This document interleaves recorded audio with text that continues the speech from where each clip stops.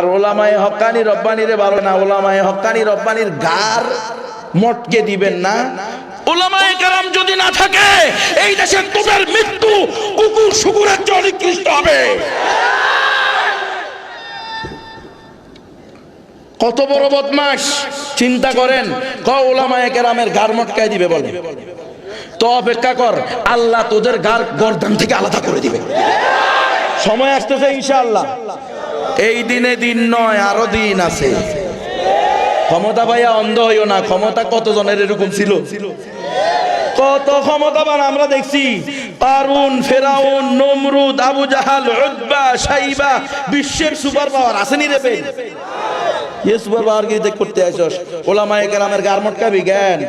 যারা ওলামায়ে কেরামকে আলেম হওয়ার কারণে, ইসলামের পক্ষে কথা বলার কারণে, মূর্তির বিরুদ্ধে কথা বলার কারণে গার মটকায় দিবে বলে, তারা মুরতাদ, বেঈমান। এমপি হলো বেঈমান, মন্ত্রী হলো বেঈমান।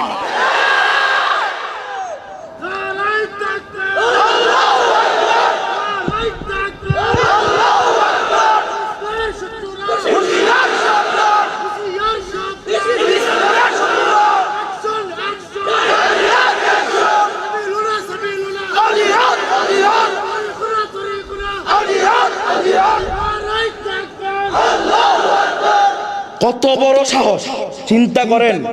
90% মুসলমানের দেশে আলেম ওলামার গার মটকায় দিবে বলে, আমরা চুপ করে আঙ্গুল চুমু কেন? আইএসা গার মটকা দিবে। 14 গোষ্ঠীর খবর নিয়ে ছাড়বো ইনশাআল্লাহ। কিরে পারবি না রে? ইমান আসেনি, জজবা আসেনি, দিলে হাত দে। ইমান থাকলে বলে দে এমপি, শুনে রাখ, হয়তো শুধরিয়ে যা, না হলে এই দেশ ছেড়ে পালা।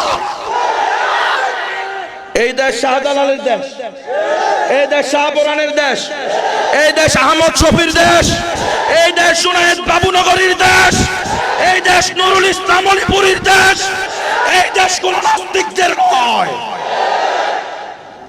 কত বড় সাহস! কম মৌলবাদীর জায়গা এখানে হবে না। আরে বেটা, এই দেশ স্বাধীন করছে মৌলবাদী। ওলামায়ে কেরাম যদি 14,000 আলেম ওই সিপাহী বিদ্রোহ না করত, 1857 সালে 14,000 আলেম নিজের নেতা রক্ত ঢেলে না দিত, আজকে স্বাধীন রাষ্ট্র তো দূরের কথা, সারা জিন্দেগি ওই বিলাতি কুত্তাদের খুশিয়া ছোঁয়া ছাড়া, তুষা ছাড়া তোদের আর কোনো কাজ থাকতো না। ইতিহাস জানোস না, আমাদেরকে শিখাইতে আসো না? শিখাইবে আমাদেরকে। ওই দিন চলে গেছে বহুত আগে। এখন ইসলামের উত্থানের শতাব্দী, ইসলামের বিজয়ের শতাব্দী। মুসলমান ইনশাআল্লাহ। আমি মাহমুদ হাসান বলে গেলাম, আমি থাকতেও পারি নাও পারি, আমার থাকা কি জরুরি? হ্যাঁ, আমার শোনা কি জরুরি? আমার দেখা কি জরুরি? না, লিখে রাখ। মুসলিম উম্মাহ এটা ইসলামের উত্থানের শতাব্দী। এই নাস্তিকেরা পালাবারও সুযোগ পাবে না ইনশাআল্লাহ। যে এমপি জয় জগন্নাথ বলে মন্দির পূজা করবে, মন্দিরে গিয়ে শুভেচ্ছা জানাবে, ওই মন্ত্রীর ঈমান নাই, ওই এমপির ঈমান নাই। দাওয়াত দেওয়া আমাদের দায়িত্ব, এই জন্য আমরা দাওয়াত দিচ্ছি। তাড়াতাড়ি তওবা করো, কালিমা পড়ো, মুসলমান হও, এরপরে মুসলমানদের নেতৃত্বে দিতে আসো। না হলে যেই থানায় যেই জেলায় সেই আছে, ওই থানার ওই জেলার মুসলমানদের জন্য ওয়াজিব তাকে বয়কট করা। এটা ইসলামের বিধান। আমার ব্যক্তিগত কোনো কথা না। হুজুররা এখানে আছে, ওলামায়ে কেরাম এখানে আছে, ভুল বললে ওনারা ধরে ফেলবেন ইনশাআল্লাহ। ভুল কথা বলার জন্য এখানে আসে না, ভুল হতে পারে, মানুষ হিসাবে ভুল থাকতে পারে, কিন্তু সোজা সাপটা হিসাব। ইসলামের ব্যাপারে আপনারা যা ইচ্ছা তা বলবেন। আরেক বেওকুফ বলে কি অলরাউন্ডার নাই কি একটা আছে, এটা গেছে কলকাতা কালী পূজা কি করার জন্য। হ্যাঁ, এই কালী পূজা উদ্বোধন করার সাথে সাথে তার ঈমান চলে গেছে। সুতরাং কোন মুসলমান আর তাকে ভালোবাসতে পারবে না। ভালোবাসলেই আপনার ঈমানও চলে যাবে। মুরতাদেরও যদি ভালোবাসেন, বেঈমানেরও যদি ভালোবাসেন, মুশরিকেরও যদি ভালোবাসেন, মূর্তিকে যদি ভালোবাসেন, তাহলে আপনার ঈমান চলে যাবে। মূর্তি ইসলামে হারাম, ঠিক কি না? মিল্লাত আবিকুম ইব্রাহিম, আমাদের জাতির পিতা কে? ইব্রাহিম আলাইহিস সালাম। মূর্তি ভাঙতে আসছেন না মূর্তি স্থাপন করতে আসছেন? সুতরাং আমাদেরও কাজ হলো মূর্তি ভাঙা। আমাদের রসুল মূর্তি ভেঙ্গেছে না মূর্তি স্থাপন করেছে? মূর্তি ভেঙ্গেছে। সুতরাং তুমি যদি রসুলের আশেক হও, রসুলের উম্মত হও, রসুলের অনুসারী হও, তোমার দায়িত্ব মা আতাকুমুর রাসূলু ফাখুযু ওয়া মা নাহাকুম আনহু ফান্তাহু। রসুল মূর্তি ভেঙ্গেছে, তোমাকেও ভাঙতে হবে। তৈরি আছেন তো ইনশাআল্লাহ? কোথাও মূর্তি দেখলে ভাঙিয়ে নেবে, সোজা সবটা হিসাব, অ্যাকশন, ডাইরেক্ট অ্যাকশন।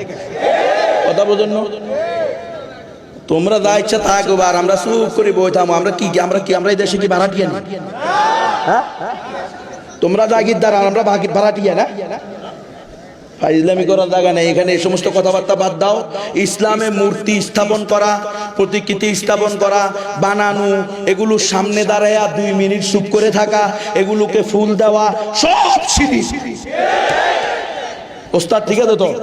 হ্যাঁ, বললে কই দিবেন, সোজা সবটা হিসাব। বড় হুজুরকে দিয়া সত্যায়ন করা কিছু কথা বোঝেন নাই? হ্যাঁ, এইভাবে বয়ান করবেন। তৈরি আসুন তো ওলামায়ে কেরাম, তালেবে ইলম ভাইয়েরা তৈরি আসো তো?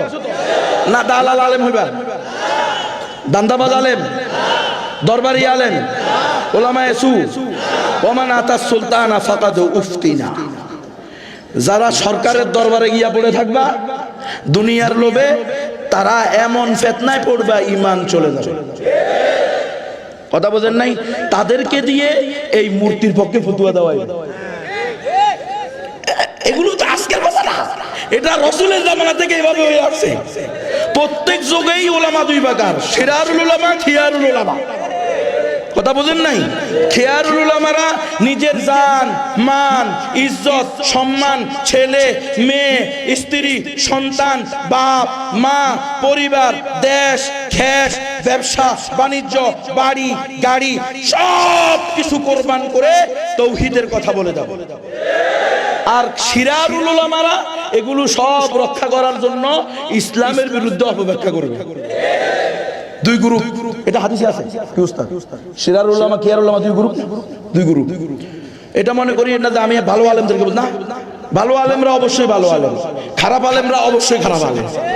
এই জন্য তো বলছে সবার আগে জাহান্নামে দেবে কেডারে? কথা কয় না? সবার আগে জান্নাতে দেবে কেডা? তাহলে এই আলেমকে ওই আলেমকে বাইর করতে হবে না? আমাদেরকে অনেকে বলে যে হুজুর আপনারা এত কথা কয়েন না, আপনারা আলেমরাই আগে জাহান্নামে যাবে। আমি বলি বেটা, আবার আমরা আলেমরাই তো আগে জান্নাতে যাবো। তুই কারে কোন পাল্লায় মারতেছস? মাপার আগে চিন্তা কর, ঠিক কিনা? সুতরাং স্পষ্ট কথা থাকবে, সবার জন্য স্পষ্ট কথা। আমরা প্রধানমন্ত্রী যদি ঈমান বিরোধী, ইসলাম বিরোধী কথা বলে, তাকেও সতর্ক করে দাও আমাদের দায়িত্ব।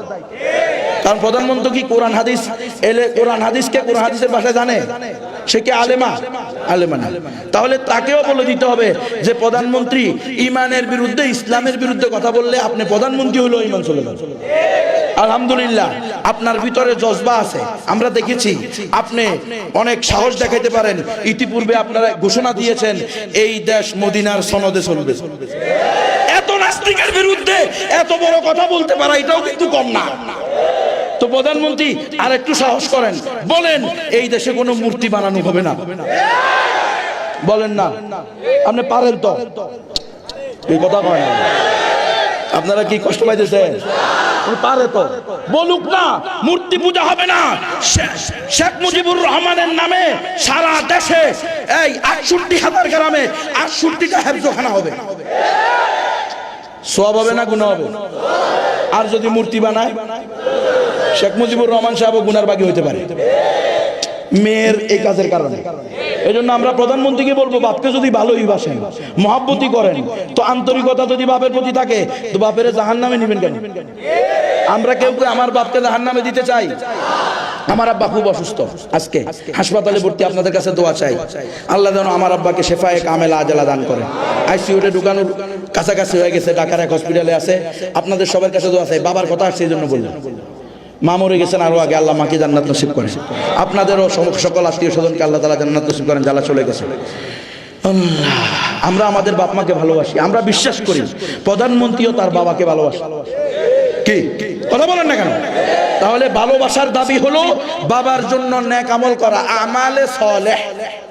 তো মূর্তি বানানো এটা কি আমলে সালেহ না বদ আমল?